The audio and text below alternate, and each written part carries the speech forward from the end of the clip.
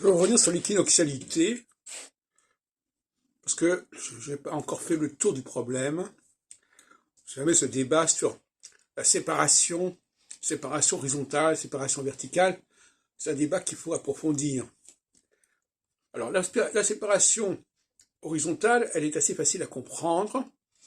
Ce sont des populations qui sont hors frontières, qui sont de l'autre côté de la frontière, et qui parfois, effectivement, en phase équinoxiale, changent de côté,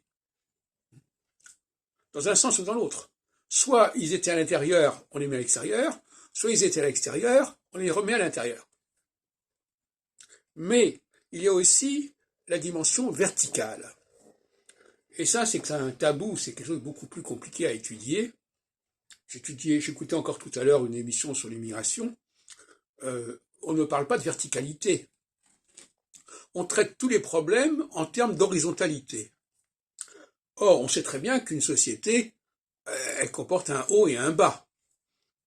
Elle comporte des gens qui sont au sommet, des gens qui sont à la base.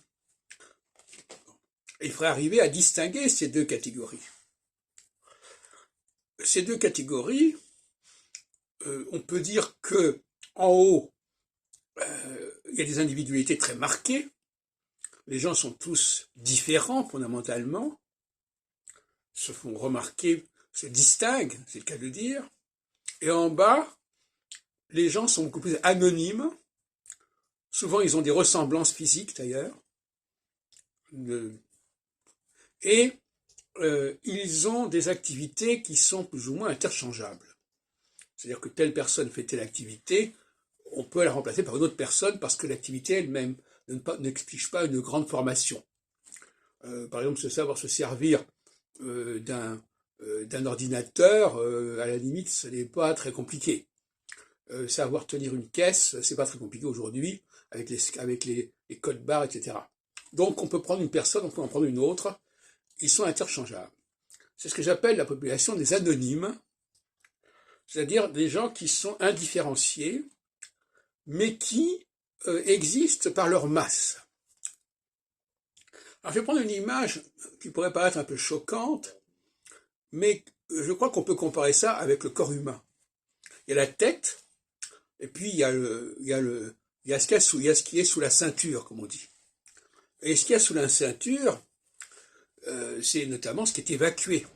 Évacué au niveau des liquides, évacué au niveau des matières. Et évidemment, là, il y a une sorte de simplification et de réduction.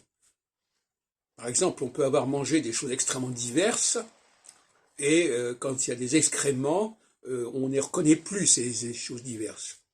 Donc en bas, il y a une espèce de brassage qui fait que là encore, on n'arrive plus à distinguer les choses les unes des autres. Voilà. Et donc, globalement, on le voit par exemple avec la mondiale de foot aussi, c'est pareil. Il y a un savoir commun en bas, les choses que tout le monde sait, on en parle avec l'un, il va dire la même chose que l'autre, et alors qu'en haut, évidemment, on essaie de ne pas répéter ce que dit le voisin, et on essaie de dire des choses un petit peu plus pointues.